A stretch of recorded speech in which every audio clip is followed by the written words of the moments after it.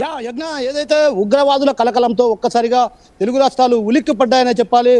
రాయచోటి పట్టణంలో ఏదైతే స్థావరాన్ని ఏర్పాటు చేసుకుని గత 30 ఏళ్లుగా ఉగ్రవాదులను తయారు చేస్తున్నట్టు ఉగ్ర మూకలను తయారు చేస్తున్నటువంటి పరిస్థితి ఉన్న నేపథ్యంలో కూడా ఒక్కసారిగా కూడా అటు ఏఎస్టీ అధికారులు కూడా ఐబీ అధికారులు కూడా గుర్తించడం జరిగింది. ఈ నేపథ్యంలోనే అటు నిన్న ఏదైతే రాత్రి ఇద్దరిని కూడా అదుపులోకి తీసుకున్నారు. వీరంతా కూడా ప్రధానంగా ఏదైతే రాయచోటి పట్టణంలో ముస్లింస్ ఎక్కువగా ఉంటారు, ఉగ్రవాద స్థావరాలకు అధికంగా ఉంటుందన్నటువంటి ఉద్దేశంతో, అంటే ఒక రకంగా ఉగ్రవాదులను మార్చడానికి అనువైన ప్రాంతంగా భావించినట్టు తెలుస్తుంది. ఆ నేపథ్యంలోనే వీరు ఇక్కడ ఏర్పాటు చేసేది 30 ఏళ్లుగా, అంటే రాయచోటి పట్టణంలో ఉన్నటువంటి కొత్తపల్లి ఉర్దూ స్కూల్ ఎదురుగా చిల్లర కొట్టు నడుపుతున్నట్టు కూడా సిద్దిక్ తెలుస్తుంది. అయితే ఈ నేపథ్యంలో షేక్ మన్సూర్ ఏదైతే రాయచోటి పట్టణంలో ఉన్నటువంటి మహబూబ్ బాషా వీధిలో చీరల వ్యాపారం, అదేవిధంగా చిల్లర కొట్టు తో జీవనం సాగిస్తున్న పరిస్థితి. అంటే ఇరువురు ఉగ్రవాదులు కూడా రాయచోటి పట్టణంలో దాదాపు 30 ఏళ్లుగా తిష్టవేసిన నేపథ్యంలో కూడా రాయచోటిలో కూడా వీళ్ళిద్దరిని కూడా ఏటీఎస్ అధికారులు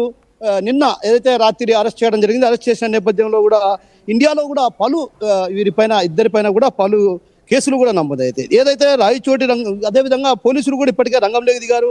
ఇది వ్యవహార శైలి అంటే ఎలా ఉండేవారు ఏంటన్నటువంటి విషయం పైన ఆరాధిస్తే మాత్రం ఖచ్చితంగా కొద్ది రోజుల పాటు వీళ్ళు కనిపించకుండా పోయేవారు. అది మన్సూర్ కావచ్చు, అదేవిధంగా అబూబకర్ ఇద్దరు కూడా కనిపించకుండా పోయేవారు. ఎందుకు కనిపించలేదన్న విషయాన్ని అడిగితే మాత్రం అక్కడ స్థానికులు తాము వ్యాపార రీత్యా ఊరు వెళ్తున్నాం అన్నటువంటి విషయాన్ని చెప్పుతూ వచ్చేవారు. అయితే ఈ నేపథ్యంలో ఒక్కసారిగా అటు ఆంధ్రప్రదేశ్లో ఉగ్ర కలకలాన్ని సృష్టించిన నేపథ్యంలో తమిళనాడు పోలీసులు ప్రత్యేకమైన దృష్టి సారించారు. ఆ నేపథ్యంలోనే అక్కడ ఐబీ అధికారులు ఎవరైతే ఉన్నారో వారు, అదేవిధంగా ఇంటెలిజెన్సీ విభాగం కూడా అటు పూర్తి స్థాయిలో గత 30 ఏళ్లుగా పరారులో ఉన్నటువంటి వీరిరువురి కోసం కొంతకాలంగా కూడా గాలింపు చర్యలు చేపట్టిన నేపథ్యం. అంటే వీళ్ళు పలు బాంబుల కేసుల్లో కూడా నిందితులుగా ఉన్నటువంటి ఉగ్రవాదులు వీళ్ళు. ప్రధానంగా తమిళనాడు పోలీసులు కూడా వీరి అరెస్టును కూడా కొంత అదుపులోకి తీసుకున్నటువంటి సమాచారాన్ని కూడా కొంత గోప్యంగా ఉంచారు. ఎందుకంటే వీరితో పాటు ఇంకా కొందరి కదలికలు ఏమైనా రాయచోట్లో ఉన్నాయా లేదన్నటువంటి నేపథ్యంలో కూడా అదిగా కూడా దర్యాప్తు కొనసాగుతున్న పరిస్థితి. మరోవైపు చాలా కాలంగా రహస్యంగా ఈ రాయచోటిలో ఈ ఇద్దరు ఉగ్రవాదులు కూడా తలదాచుకుంటున్నట్లు అక్కడ ఉన్నటువంటి వాళ్ళు గుర్తించడం. అయితే మరి ముఖ్యంగా చెప్పండి, అక్కడ కొన్ని ఉగ్రవాద శిబిరాలకు కూడా వీళ్ళు శిక్షణ ఇస్తున్నారు అని చెప్పి కూడా తెలిసింది. దాదాపు 200 మందికి పైగా. అంటే మరి ఈ రకమైనటువంటి అంటే ఇంత తీవ్రంగా శిక్షణ ఇస్తున్న నేపథ్యంలో మరి చుట్టుపక్కల ఎవరికి కూడా అనుమానం రాలేదా? ఏ రకమైనటువంటి అనుమానపు కదలికలు కూడా అటు పోలీసులు కానీ ఇటు ఐబీ వారు కానీ ఇప్పటిదాకా ఏం నోటీస్ చేయలేదా?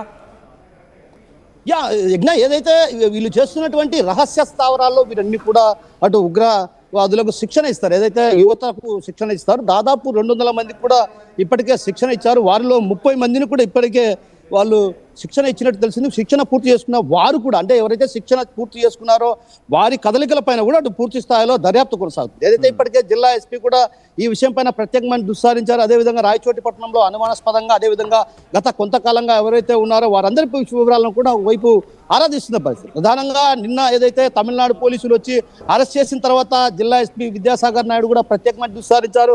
ఏదైతే రాయచోటి పట్టణం అంటే ప్రధానంగా అక్కడ ముస్లింస్ ఎక్కువగా ఉండే ప్రాంతం, ఆ ప్రాంతంలో ఎంచుకోవడానికి కూడా ప్రధాన కారణం ఏంటంటే ముస్లింస్ యువకులలో వారిని రెచ్చగొట్టి వారిని ఉగ్రవాదంలోకి దింపే ప్రయత్నాలు చేస్తున్నటువంటి ఆరోపణల నేపథ్యంలో స్వాధీనం చేసుకున్నారు. ఏమైనా అప్డేట్ ఉందా?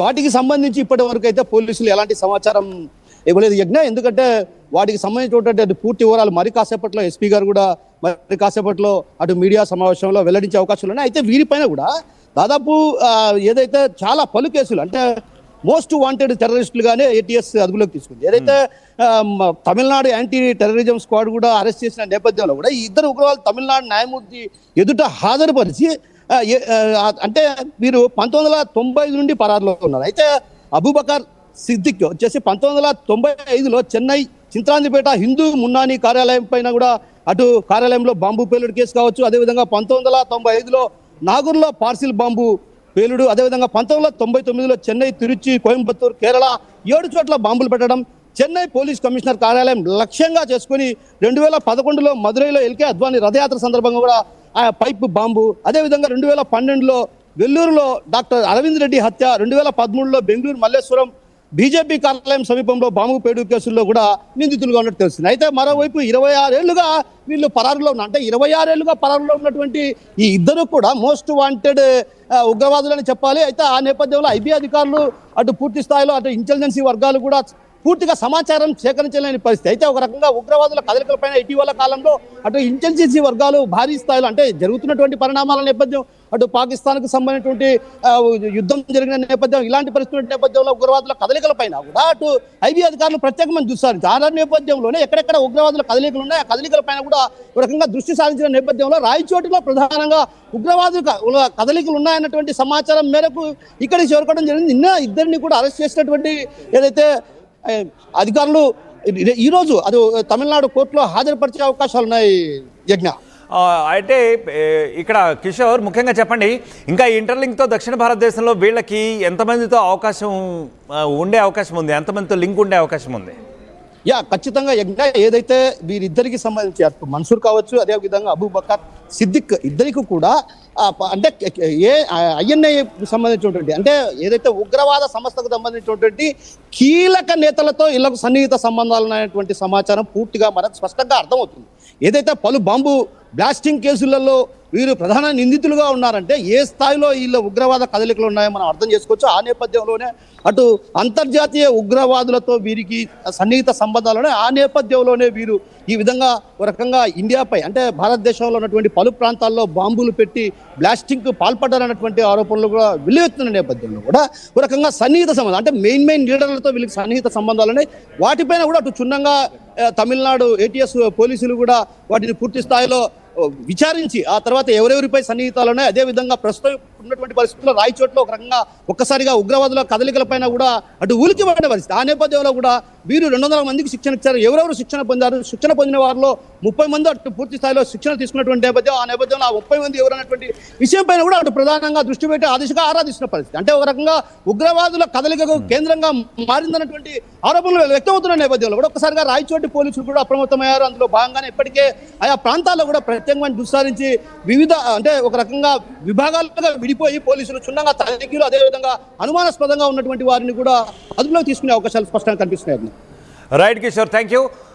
రాయచోట్లో ఇద్దరు మోస్ట్ వాంటెడ్ ఉగ్రవాదులు అరెస్ట్ అయ్యారు. వారిద్దరి పేర్లు కూడా అబూబకర్, మన్సూర్గా తెలుస్తోంది.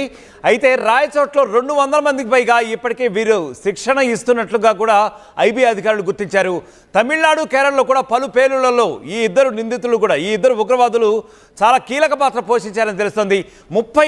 గత 30 ఏళ్లుగా వీరు పరారీలో ఉన్నట్లు తెలుస్తోంది. అయితే ఇద్దరు టెర్రరిస్టులు కూడా తమిళనాడు పోలీసులు అరెస్ట్ చేశారు.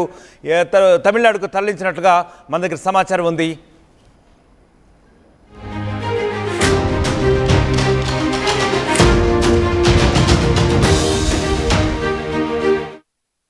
పుట్టుక నుంచి సిద్ధాంతానికి నిబద్ధుడైన నిఖార్సైన జాతీయవాది, విద్యార్థి దశ నుంచి దేశానికి అంకితమైన కాషాయ సైనికుడు, న్యాయం కోసం గడమెత్తే న్యాయకోవిదుడు మా ప్రియతమ నాయకుడు శ్రీ ఎన్ రామచంద్రరావు గారు బీజేపీ తెలంగాణ రాష్ట్ర అధ్యక్షుడిగా బాధ్యతలు చేపట్టిన సందర్భంగా వారికి మా హృదయపూర్వక శుభాకాంక్ష. అందరికీ ఇచ్చారు అవకాశం, బీజేపీకి ఇవ్వండి అధికారం. భారత్ మాతా కీ జై. భారతీయ జనతా పార్టీ తెలంగాణ శాఖ.